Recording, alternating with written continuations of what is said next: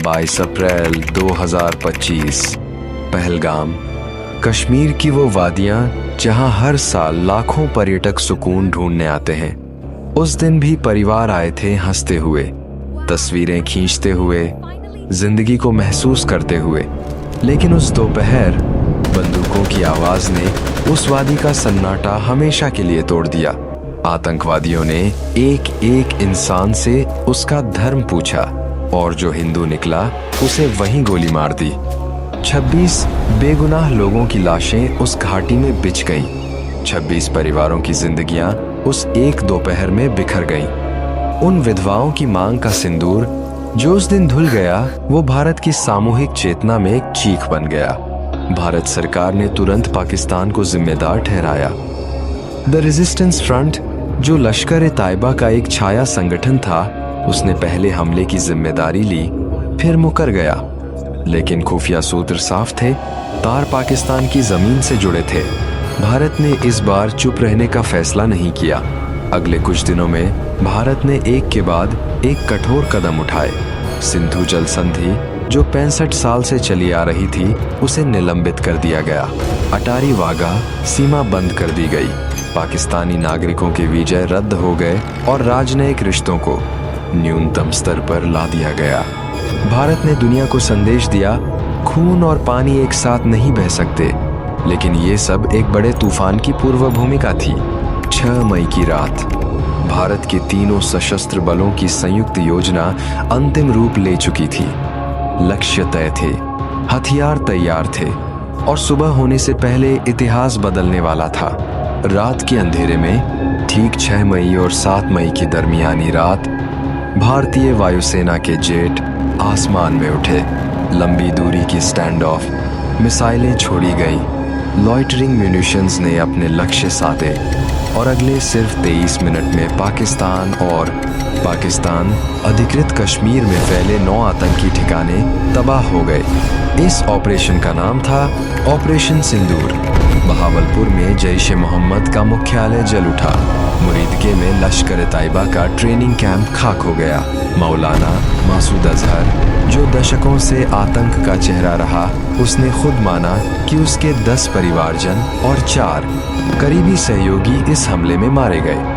भारत के रक्षा मंत्री राजनाथ सिंह ने घोषणा की 100 से अधिक आतंकवादी ढेर हो चुके थे। भारत ने कहा, यह हमला सटीक था, मापा हुआ था और सिर्फ आतंकी ढांचे पर था। पाकिस्तान के किसी भी सैन्य या नागरिक ठिकाने को निशाना नहीं बनाया गया। यह भारत का संयम था, लेकिन इस संयम के पीछे एक कठोर संकल्प था। पाकिस्तान ने जवाब दिया। ड्रोन आए, मिसाइलें आईं, पूंछ में भारी गोलाबारी हुई। 1971 के बाद सबसे भयंकर। पाकिस्तान ने अपने ऑपरेशन का नाम दिया बुनियन उन मार्सोस। उसने भारत के सैन्य अड्डों को निशाना बनाने की कोशिश की।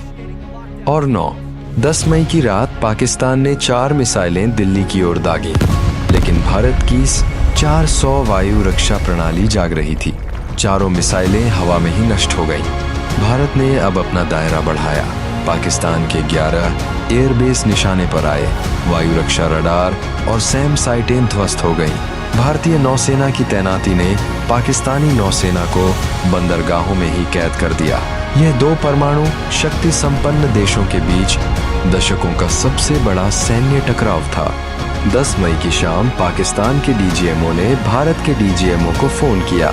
शाम 5 बजे युद्ध विराम लागू हो गया।